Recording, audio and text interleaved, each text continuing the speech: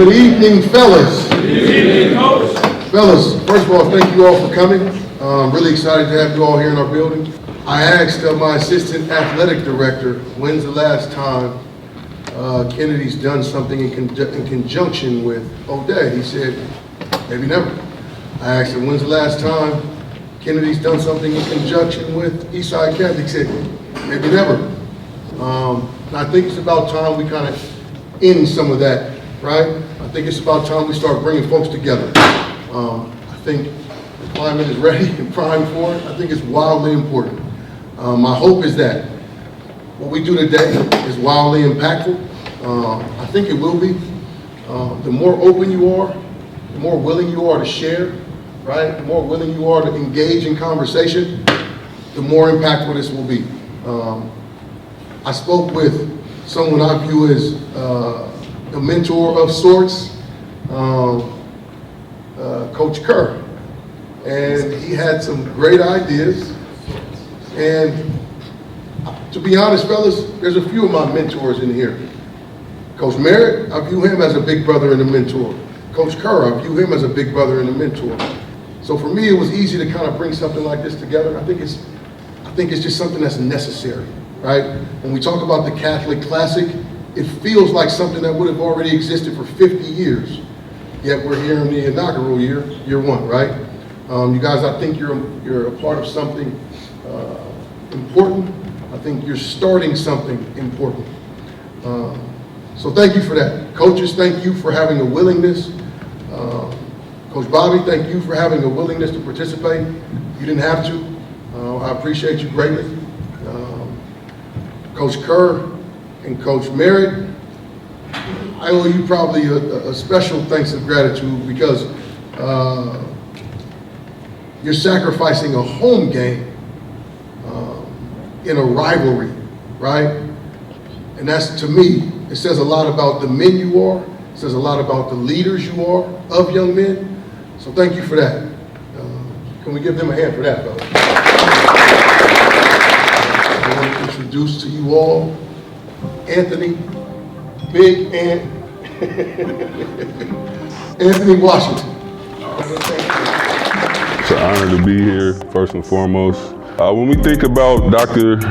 Martin Luther King Jr., Reverend Dr. Martin Luther King Jr., we are often handed a polished image, a man with a dream, standing on the steps of history, weaving hope into a vision of equality.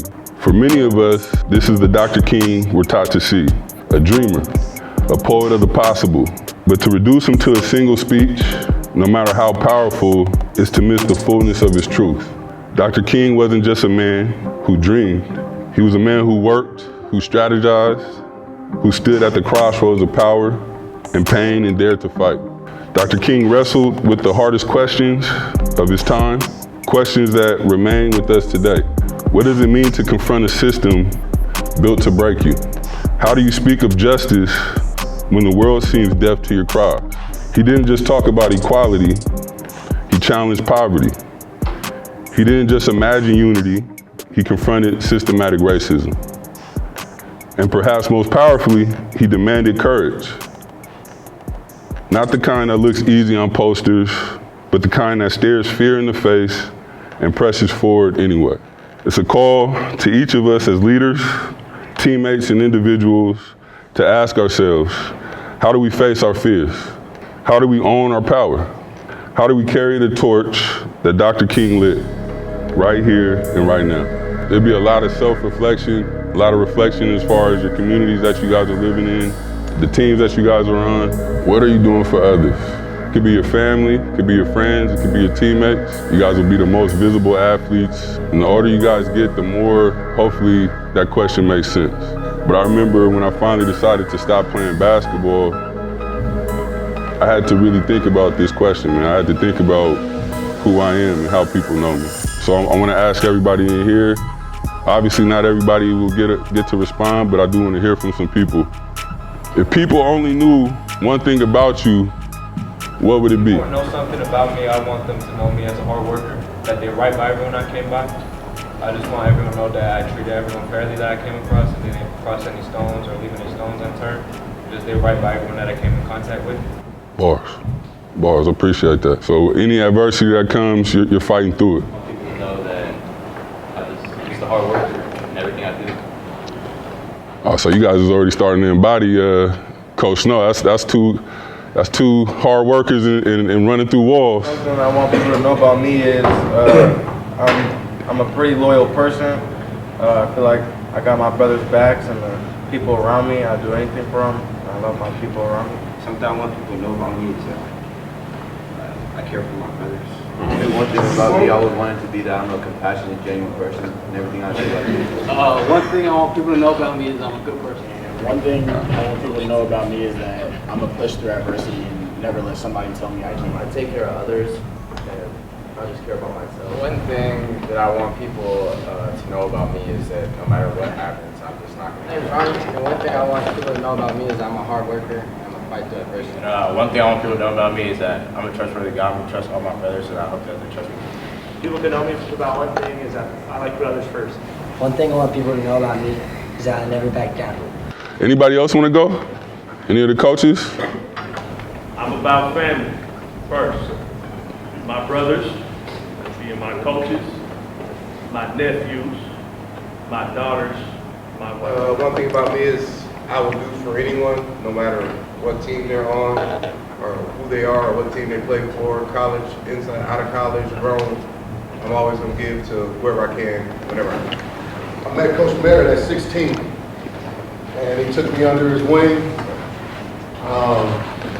And as I matured and I became successful in my own right, I asked him, was there something he needed from me? Because I was trying to pay back the favor. And his response to me was, nah, just pay it forward. So what I want people to know about me is I'm on my mission, paying it forward. I mean, first thing, I'm a Jesus guy, so that's the first thing that's important to me. But I'm going to show up even when I don't want to.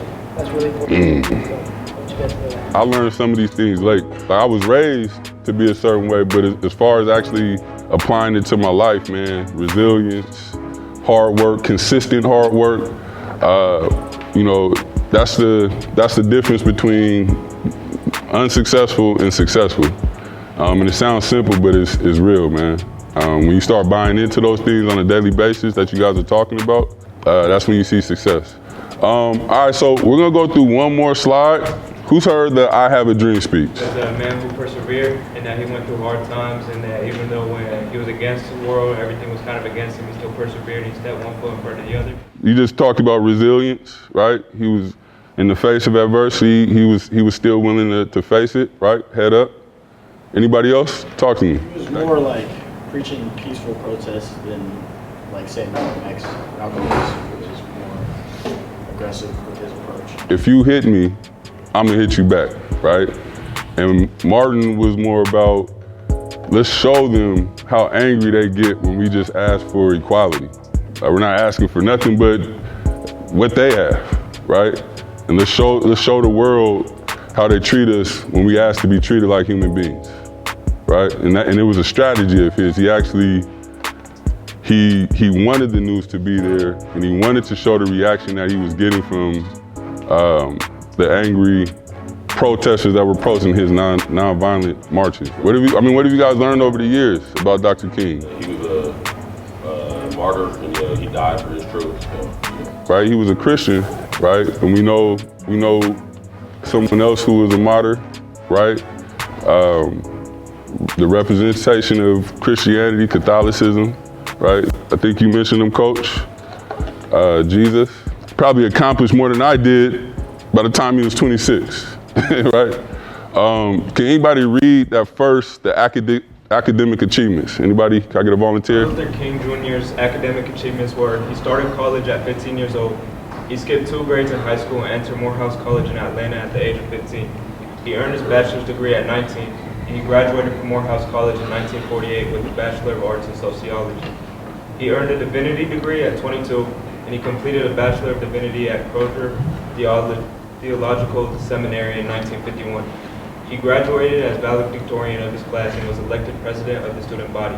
He had a PhD by 26, and Dr. King earned his Doctor of Philosophy and Systematic Theology from Boston University in 19 5. Boss, thank you. So, one thing it was stressed to me to really make a point of this, and when we do talk about Dr. King, a lot of times we just say doctor, or sometimes we might only just say Martin Luther King or MLK, and we don't take into account he was a reverend. His activism and leadership accomplishments were, he became a pastor at 25.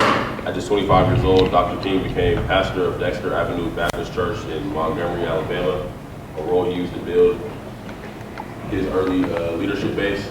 Led the Montgomery bus boycott at 26. At 26 years old, man. I don't think you guys understand how significant that is. You guys know what the Montgomery boycott was, or is, I should say? Right, you talk about the nonviolent approach to fighting racism, to fighting systematic oppression, to fighting violence. He found it in his head at that time, like, man, we could fight, right? Or we could hit their pockets, right? So he realized there was a strategy that could be utilized that was more impactful than pulling out a gun. He emerged as a leader of the movement at only 26 years old. His leadership during the boycott led to the Supreme Court ruling segregation on public buses unconstitutional in 1956. Co-founded the Southern Christian Leadership Conference at 28. In 1957, Dr. King co-founded the SCLC to organize and advance the civil rights movement across the South. He served as the first president of the organization. Your accomplishments later in life: Nobel Peace Prize at 35. In 1964, at the age of 35, Dr. King became the youngest person in history to win the Nobel Peace Prize for his leadership in nonviolent civil rights movement. March on Washington and I Have a Dream speech in 1963. Organized and led the March of Washington for Jobs and Freedom, one of the largest protests in U.S. history with over 250,000 attendees. Delivered the iconic I Have a Dream speech, which became a symbol of hope and equality worldwide. Selma to Montgomery marches, helped organize the Selma marches, which were pivotal in leading to the passage of the Voting Rights Act of 1965, banning racial discrimination in voting practices. Time Magazine's Man of the Year in 1963. Dr. King was the first African American to be named Time Magazine Man of the Year, recognizing his contribution to the fight for civil rights. Led the Poor People's Campaign. Near the end of his life, Dr. King shifted his focus to economic justice and organized the Poor People's Campaign, advocating for jobs, housing, and economic equality. Authored several books and speeches, published 5 books, and delivered over 2,500 speeches in his lifetime, addressing civil rights, nonviolence, and economic justice. I want you guys to understand that there's certain things, you might not be able to accomplish all of this, right? There's a lot of different things that they accomplish, but in your households, in your classrooms, on the basketball court, in your communities, there are things that you guys can do. You guys are all agents of change, all right? I know we're about to start, so just kind of giving you an explanation. And we're not gonna listen to this until after you guys eat. But the goal for today is to just show you a different side of Dr. King.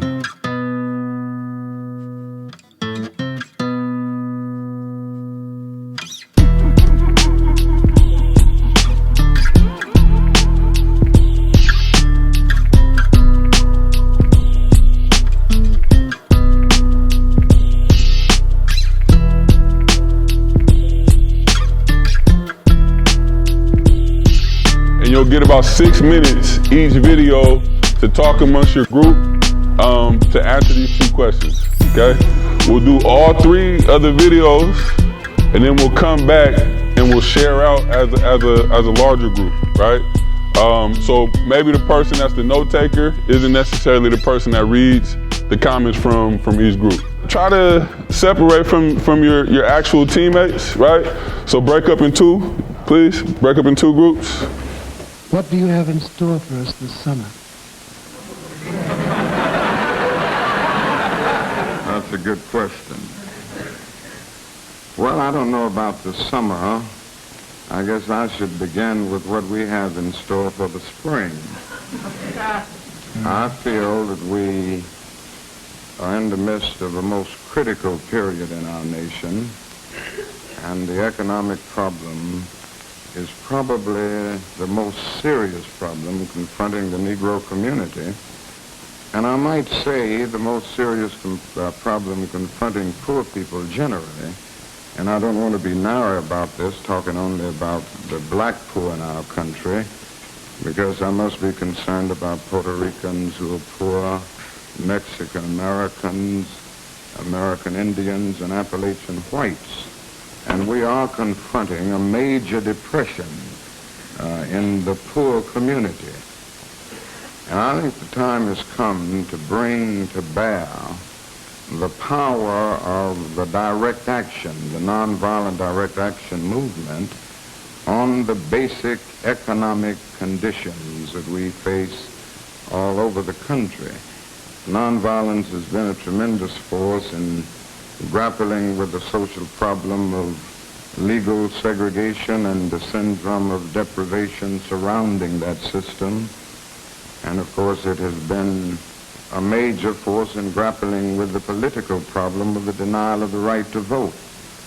But in winning victories like the Civil Rights Bill of '64 and the Voting Rights Bill of 1965 around the issue of segregation and voting rights, we discovered that these legislative strides did very little to improve the lot of the millions of Negroes in the ghettos of the North and in the nation generally. In other words, it did very little to penetrate the lower depths of Negro deprivation in communities all over. Answer those two questions, go.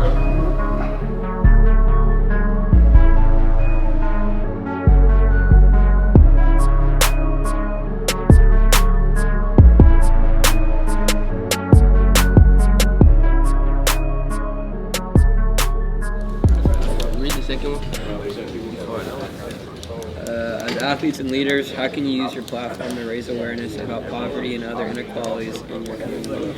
As athletes and leaders, how can you use your platform to raise awareness about poverty or other inequalities in your community? How can you use the platform? What can you do? Okay, now maybe give some examples of what speaking up looks like. All right, time is up, time's up, time's up. I don't got to do the clap it up, do I? Whatever. We're going to watch all 3 videos. So it's really important that you guys take good notes, right? That you guys are listening to your teammates or in some cases, your peers, right? Because they're not your teammates. So we're going to watch the next video. We'll do the same thing. We'll do that one more time, and then we'll come back and we'll have a discussion out loud together. All right? Does that make sense? All right, so the next video we're going to watch has to do with believing in yourself, self-determination, and pride. I come here tonight and plead with you. Believe in yourself and believe that you're somebody. As I said to a group last night, nobody else can do this for us. No document can do this for us. No Lincolnian Emancipation Proclamation can do this for us. No Kennisonian or Johnsonian Civil Rights Bill can do this for us. If the Negro is to be free, he must move down into the inner resources of his own soul and sign with the pen and ink of self-assertive manhood his own Emancipation Proclamation.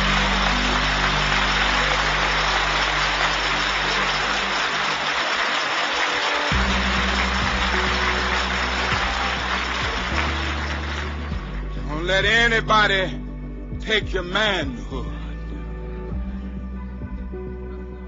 Be proud of our heritage. As somebody said earlier tonight, we don't have anything to be ashamed of. Somebody told a lie one day. They couched it in language. They made everything black, ugly, and evil. Look in your dictionary and see the synonyms of the word black. There's always something degrading and low and sinister. Look at the word white. It's always something pure, high, and clean.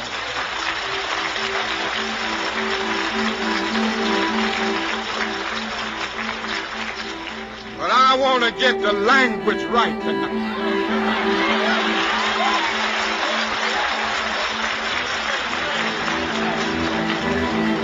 I want to get the language so right that everybody here will cry out, yes, I'm black, I'm proud of it, I'm black and beautiful.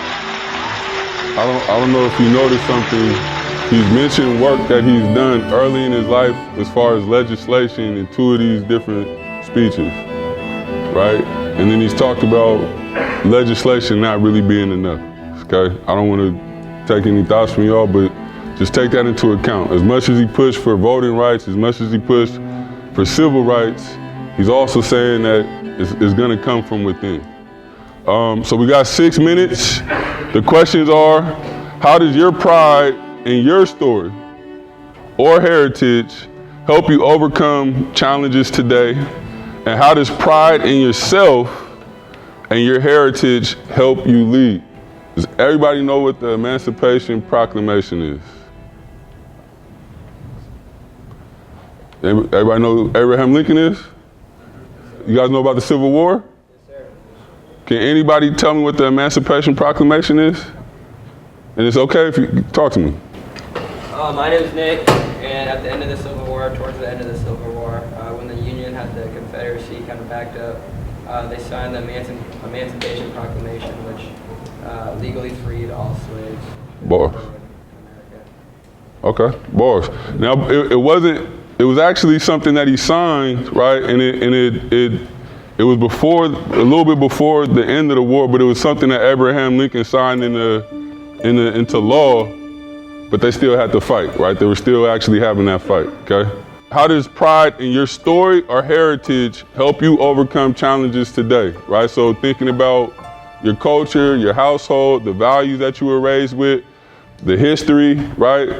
And then how does pride in yourself and your heritage help you lead? So thinking about you guys as athletes, as community members, maybe you guys are the oldest brother in your family.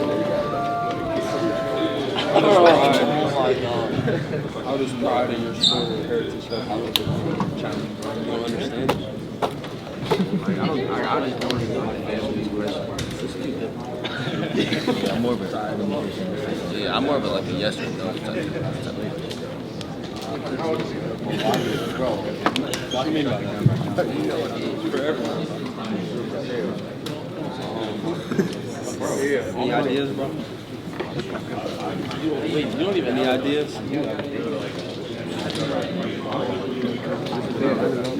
Just write about it.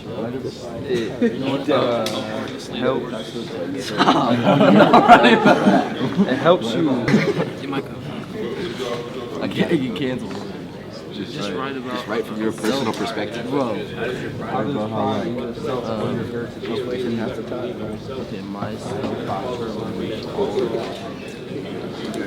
I feel like being a leader comes with like taking pride in yourself, like, and like leading by example. Like if you're not taking pride in yourself, you're not caring how you're leading. Like if you don't lead by example, then I guess the followers are not gonna know what to do. They're not gonna follow you right. And you might be leading them down the wrong path. So I'd say lead by example, by taking pride in yourself.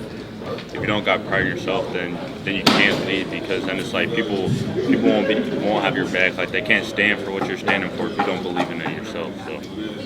Yeah, I think when you have pride in yourself, everyone around you can sense it and see it, so that makes them want to follow you and view you as a leader, because, like you guys said, you're leading by example.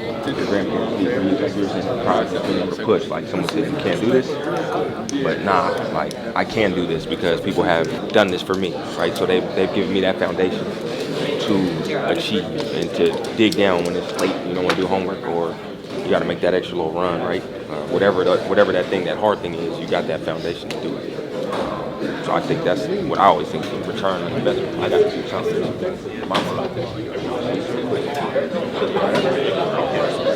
don't want to. I got to make it work. Time's up. Honestly, I think I saw bits and pieces of this because my mom was in school. I think I was like 10 years old. And I think one of her classes is a video by PBS called Eyes on the Prize. So I saw like bits and pieces of this, but it wasn't until I think I might have been in my 30s that I actually realized the significance of this speech. If you guys are interested at any point in watching the full speeches, I suggest that you do. But this is the last speech he gave before he was assassinated, right? So if you go back and listen to the I Have a Dream speech, he has a very, very powerful voice. But it seemed like there was a lot more optimism in his voice in 1963 compared to 1968. And so I really want you to hear what he's talking about. When we think about resilience, when we think about the hard work, when we think about adversity, I feel like this piece of this speech embodies that. So this individual, this last one, when we actually are talking about it, what is your promised land, right? I'm assuming if we're thinking about basketball, where's everybody trying to get to? You're trying to get to the dome, right? So the promised land, I mean, I'm not knocking nobody that said the NBA or D1. I'm not knocking that, but just as a team this season, you guys are trying to get to Tacoma, right? I mean, you guys are already down to Bellarmine Prep, but that's the goal, right? So I want you guys to think about what does the promised land mean as a team? And then I also want you guys to think about it on a personal level. All we say to America is be true to what you said on paper.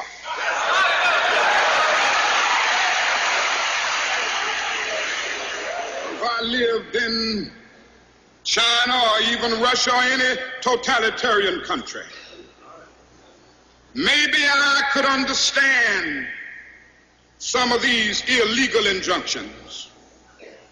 Maybe I could understand the denial of certain basic First Amendment privileges because they haven't committed themselves to that over there. But somewhere I read. Like I said, the full speech is like 47 minutes long. If you guys ever get a chance, you know, as you guys get older, I really highly suggest you watch it. The question is, remember, what did Dr. King mean when he spoke of difficult days ahead? How can we apply his resilience to the challenges we face today, whether that's in our own lives, whether that's the team's challenges, whether it's the community? So let's get started, and this is the last one. I think it's kind of crazy, like, the way he ended that speech, and then, like, the next day he ended up dying, like, and for a lot of people, how difficult that day was. So I think for a lot of people, like, with his, like, adversity, like, and how he, like, pushed through it, he's just trying to tell other people, like, how to push through it. Difficult days, he's referring to the future. He doesn't know how long it'll be, but he knows that they're going to get there. But if they do, he knows how difficult it will be because the majority of the country would oppose what they're trying to do, so it would obviously be difficult. Resilience to our challenges by just having pride and faith in ourselves and our mission and what we feel called to do, and really just having that firm belief in what we're doing, and because that firm belief in ourselves will help other people see that and bring them along with us. Or staying solid, staying strong is going to help us apply to like everyday challenges we face. Just know that we're going, like, better days are to come.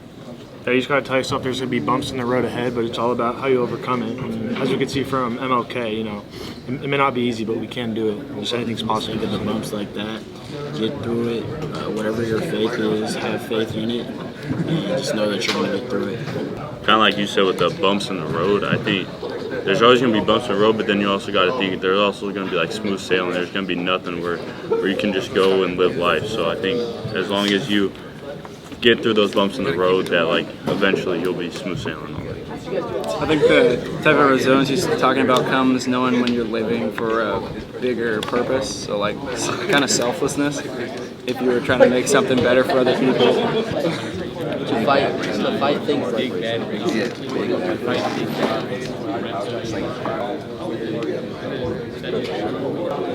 everyone has to say their own thing. It's a personal answer.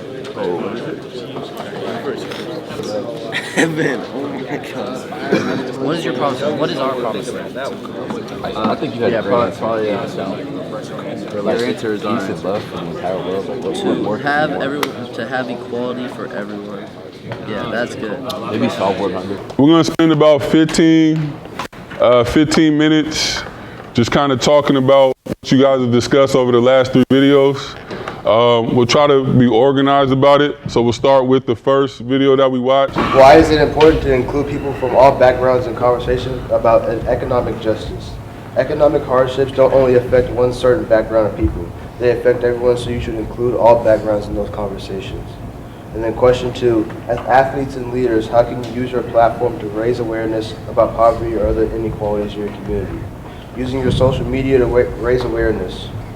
Branching out and talking to other people, just because us as athletes, we know more people than the average person.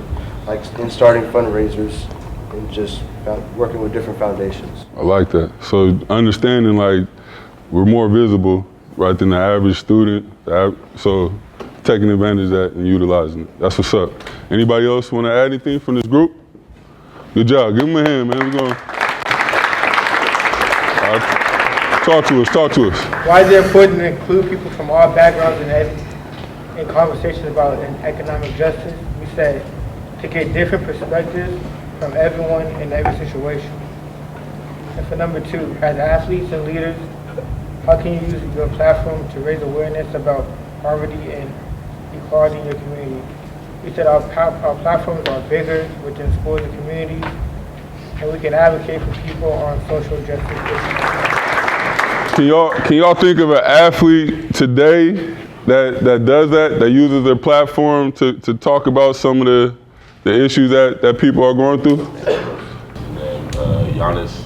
Giannis? Yeah, Giannis. What does he talk about? I don't know what it's called, but he does a lot for like his people back home. Okay. And what they go through. For the first question, why is it important to include people from all backgrounds in conversations about economic justice?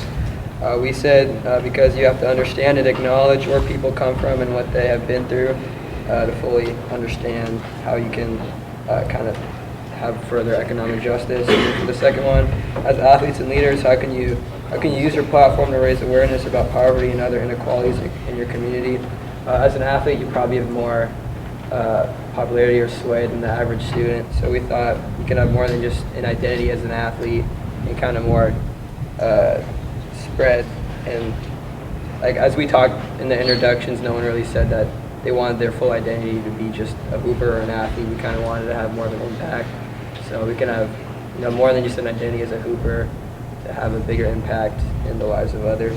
For the first question on why is it important to include people from all backgrounds in conversations about economic justice, we also talked about how people from different backgrounds have different perspectives and different experiences shaped on those perspectives, and that we also felt that different backgrounds represent different economic classes. We felt that was important because as America is one of the most diverse nations in the world, you have to really listen to all those people and those different perspectives and those different economic backgrounds. And then for the second question on how can you use your platform to raise awareness about poverty or other inequalities in your community, we felt that the bigger your voice, the more people will be engaged and the more weight that your voice holds. Like you can say one thing to one person, they go tell 5 people, they tell another 5 people, and now it's reaching out to everyone because your voice has more weight than, say, another person. And then we also felt that first, before you can do that, it's important to educate yourself, so then you can tell people and actually be educated on what you're talking about. Big bars, big bars. And that's big, right? You don't want to just be talking about something. You want to do your best to understand what you're talking about. So that's huge, man, adding that piece in. Talk to us, and thank you, man. For the first question, we said everyone comes from different backgrounds, and different backgrounds can share different experiences. And then for the second question, we said we can share more awareness on our social media, and at our school, we can speak up at clubs or different social events. First one, why is it important to include people from all backgrounds in conversations about economic justice? We said balance of control over different groups. If the system is broken, everyone is affected. Some groups might be first priority over others. And then the second question, as athletes and leaders, how can you use your platform to raise awareness about poverty or other inequalities in your community? We said at school you got a voice, you can give back, donate, or do things like this we're doing today. And you can also educate the youth. Speaking up, being a role model in your community, and use our platform to like volunteer, donate money, repost, just to spread awareness on issues. It is important to include people from all backgrounds because you cannot make the necessary changes without including people from all backgrounds. And for question number 2, we put make it known by spreading awareness through social media. Discuss the topic around school stuff. Social media. In some ways it makes it a little easier to reach more people, right? But I like how I heard that a lot. Like taking advantage of this new tech, taking advantage of social media, and taking advantage of the influence that you guys have as athletes. That's beautiful. Good job, good job. Let's talk about believing in yourself. Talk to me. The question was, how does pride in your story or heritage help you overcome challenges today?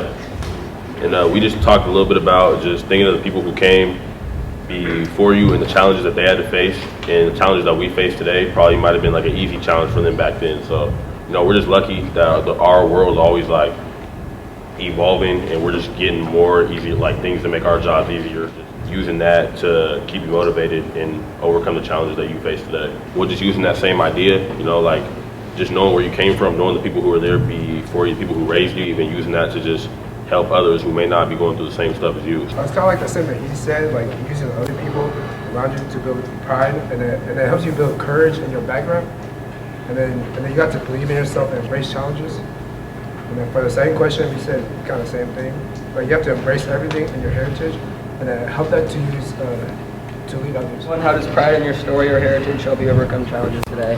This is simply said by them over there, but just kind of knowing that your past, people in your past heritage or your own story, you've kind of overcome or they've overcome a challenge, and that's that. I mean, you can kind of do the same as them throughout your life today. And for number 2, how does pride in yourself and your heritage help you lead?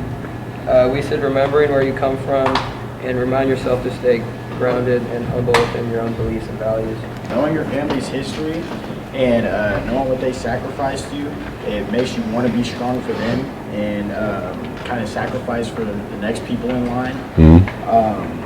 It also like makes you take advantage of your opportunities because like knowing that your family members might not have got those same ones that sacrificed so you could get those opportunities.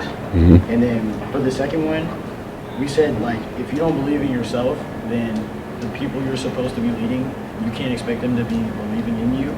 And you also have to take pride in yourself to be a leader and lead by example. Self-determination helps us overcome challenges and help us lead others to success. The elders or mentors in our lives help us react the right way to challenges and overcome them. And for the second one, we said pride gives you inner confidence and courage to help you. We talked about like representing your school and like the rivalry games too. And then we talked about it helps you have reassurance in yourself and it gives you confidence. And then for the next one, we talked about setting an example. Like you have pride in yourself, it rubs off on other people. And you're representing more than just yourself, you're representing your name and your family. And we talked about playing for what's across your chest. Question 1 was, how does pride in your story or heritage help you overcome challenges today? We said it gives you motivation to continue on pushing through life, whether that be basketball or relationships or school. Question 2 was, how does pride in yourself and your heritage help you lead? We said it gives you confidence in your actions and that can be very contagious to others. It can give you motivation to fight through adversity, knowing that people in the past have. And for question number 2, it gives people something to look up to, and having pride in yourself can make you want to push through something, and it gives you a background to stay. I want to switch it up. I'm going to do the third one and go back this way. I've been to the mountaintop thinking about resilience. You got to stand up, my guy. The first question is, what did Dr. King mean when he spoke of difficult days ahead? And we said it wouldn't be easy to make changes. Can't hear you, Steven. We said it wouldn't. Freshman, I'm sorry. It wouldn't be easy to make changes, and it was. Here, so hold on. So look, so like anytime you speaking, make sure aim that voice, aim that voice that way. We said it wouldn't be easy to make changes, and it was going to take time before things get easier, and every step will be hard. For question 1, we said because although the speeches were moving, everyone would still have to fight for their rights. So just because he spoke something doesn't mean that it's automatically going to change. So everybody got to keep going. In the second question, we said he was like a man of God. So relying on God to help us through challenges we face and looking to an end goal, and just knowing that we always have someone or God in our God with us. And question 3, we all said promised land for our basketball team was to get to the dome, win a ring, state chip, all that. But personally, we said providing for our mom and our families, for the people that gave to us and put us in where we are. So our coaches, giving back to them whenever we can, and yeah, that's my promised land. For the first answer, when he spoke of difficult days ahead, we said that people were going to be heavily oppressed, and people might not like his ideas for what's to come. And then for the second one, how can we apply his resilience? We say God too. Okay. Putting trust in God and letting them lead the way. I love that. And then for the promised land, we said dome and league champs. And then for a personal answer, we said overseas, NBA, first team all league, and scholarships. So for our first answer, we said he knew the future would bring adversity and challenges to his protests, and he knew it would take time for justice to do anything, and he had to keep the movement going. For our second answer, we said we can embody his resilience and use that to fight things in our world like racism and things like that. Bars. And then for our third answer, the team's promised land was to provide for the people around us and love and appreciate them. And then the personal answer was to get to the dome. He meant you'll go through highs and lows, but those lows is what prepares you. And as Coach Snow always says, only easy day was yesterday. And for the second question is, we said staying positive and optimistic and looking at the bigger picture. And the third answer, for team answer, we said success and whatever your desire, being the best at what you set your mind to. And we kind of said the same thing for purpose. First one, we said not knowing what's to come, but to keep pushing forward, knowing that we're going to face adversity and that adversity can't stop us, and trying to inspire others to overcome adversity. The second one, we said having pride in our mission, knowing better days are to come, and knowing that the challenges can only make you stronger. For the team answer, we said going to state or whatever your team's goal is, working your hardest every day, bringing energy every day, and the we over me mentality. And the personal answer, some of us said going to heaven, being happy, being successful in life, accepting the choices you make, and being able to inspire the people around you. Dr. King, when he said difficult days ahead, we put they will still face problems with racial equality. The second question, how can we apply his resilience to the challenges we face today? Our group put, believe in yourself, always be ready to face adversity, and embrace the fact that it will be difficult. Question 3, what is your promised land and how can you inspire others to strive for it? Our team answer was just to make it to the Tacoma Dome. The personal answer was to be happy, to be successful, and to be able to help others and just to be healthy. What did Dr. King mean when he spoke difficult days? We said there's going to be challenges ahead, so push through and to get to the promised land. Second one, how can we apply his resilience to the challenges we face today? We said just being fearless in the time of uncertainty and just trusting and believing in yourself. And then for 3, what is your promised land and how can you inspire others to strive for it? We said reach for your goals, which is getting to the dome, and stay in the course and use your experience to help others along the way.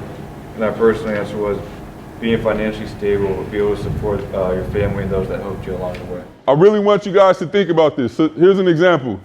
Our team commits to being leaders on and off the court by standing for justice, inspiring others, and creating opportunities in our community. Based off of everything that you guys already said, I would take those responses and try to utilize those, try to put those into a statement, all right? But this is a time for you guys to think about your teams on and off the court. And since you guys got your coaches, you guys got practice, we'll just think about off the court, okay? I know you guys talk about on the court enough, so we'll think about off the court. What's a goal for you guys thinking about MLK, thinking about what he stands for, thinking about what you guys say you guys stand for. What's a goal that you guys can come together to accomplish? What's a vision statement that you guys can create? Everybody finished? So we're gonna let the host team. We're gonna let the host team go first, and then you guys can pick who goes next. Do your job. Our team strives to be crusaders of Christ and stewards in our community at all times. When adversity comes our way, we will push through as brothers, having each other's backs and leaving no one behind. Our team vision is to honor God through the game of basketball and to use AMDG in our everyday lives. Through that, we want to inspire others that come after us. The biggest thing we focused on was learning from mistakes, persevering through it all, helping people in need and show the youth the right way. And we all come from different backgrounds, so we should all acknowledge that. What was one thing that you took away from the day? Don't have to answer it individually, but if somebody wants to volunteer from each group. That this is just a lot more than basketball, you know. One thing I'm gonna take away from here is just a bunch of unity, you know. Like a team that we're gonna play tomorrow, you know, we can still sit down and be brothers today. So, you know, I'm just gonna take that away. For us, was really just being resilient and that knowing that no matter how things get solved, they're gonna get solved if we have faith. And that if we're willing to put in the work, that no matter what it's going to cost, that we're going to have to go straight to hard. What stood out to me today was, you know, when Dr. King said, not letting anybody take your manhood away from you, you know, using that voice and that vision that God's blessed you with to pursue your passion. I think everyone on our team has learned is just that there's more than just basketball in life. Like, we're only going to be able to play basketball for so long. And that, like, you gotta look at the more important things, like your family, like that we're creating a brotherhood around us and just like unity with all these other teams too. And we're coming together, like having dinner for Martin Luther King Jr. too. And just like coming together is just probably the biggest thing. Thank y'all for coming. Thank you to the coaches. And again, just thank you, Snow, for having me, man. I really appreciate you. Yes, sir. So being a coach and being in the stands and being around young men forever, you guys got to think a certain way. You treat people the way you want to be treated. And it's hard to get to college nowadays. So I want you guys to think about this when you're in the stands, when you're places outside of your O'Day gear and Kennedy gear wearing. Think about this because it's going on a lot. What you want in success is probably going to be determined by someone that can help you. All right, somebody's going to have to help you get to where you want to get. I had a guy ask me, B, can you help me get overseas? And I knew this dude, and I knew the character of this dude. I couldn't help him get a job overseas because he was going to represent my name. So I couldn't get him a job overseas because I knew he was an idiot.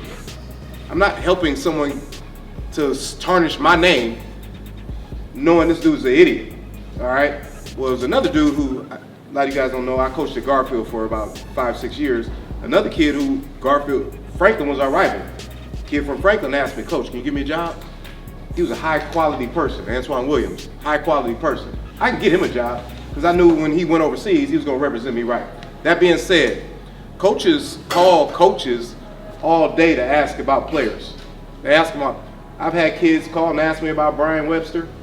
I've had kids call, ask about my players. I've had kids call about players that aren't even on my team. They call about me and ask me, what am I going to say if when I see you in the stands, you dropping M-bombs and cussing and acting a fool, or you're at a restaurant and you don't know how to act, or doesn't matter, you're at a Husky game. The way you act in public is represented by your future. Your future is represented by that. So when somebody calls me to ask me, how's that Webster kid? What can I say about him, his character? What can I say? Maybe at a game, he cussed me out. Maybe at a game, he was, Coach, nice to see you, Coach. And I'm not gonna lie for him. You understand what I'm saying? So when you guys I always ask Coach Kerr, who on your team should I go all league for? I have my own ideas of who I'm gonna write for all league, but if the kid's an asshole, I'm not writing his name down. Sorry, I'm not doing it. I'm not doing it. So when you guys are playing against other teams or other coaches, don't act an idiot. When you're in the stands at other games, don't act an idiot. This is not just basketball. This was a job after basketball. Maybe a job that you're trying to get, but you met somebody you didn't like and you had a bad attitude towards that dude. You know, you guys understand what I'm saying? Treat people right respect your coaches, respect other teams' coaches. Now, you guys can battle against each other and fight and go at it, but after the game's over, the game's over. We shouldn't be in the locker rooms fighting each other, talking nonsense. You guys are talking about being crusaders in Christ. Well, act like it all the time, all right? Some of you guys I've known since they were a baby. I held this little knucklehead when he was a baby. I've known you since you're in the 4th, 6th grade. Known some of you guys a long time. Some of you guys I've just met. But if somebody calls and asks me about you, what am I going to say? You guys understand what I'm saying? So keep that in mind when you're in your games, when you're at state, when you're at football games, no matter where you are, keep that in mind. You never know who can help you. You don't know that player, that guy that can help you. You have no idea. You met Coach Snow, and you don't know that he could probably get you a job overseas one day, but you treated him like shit. So he's not going to help you better yourself. You guys understand what I'm saying? So keep this in mind. I've been trying to tell these kids this forever, but since we have this platform to talk right now, I want you guys to carry this on. Recognize where you are. There's a place and a time for everything. When I'm with my friends, I act one way. When I'm out in public, I act a different way. Treat people by the way they treat you. Everybody understand me? All right, all right. And wrap up with a prayer from Coach Bobby. Let's bring it in a circle over here, fellas. Come on in.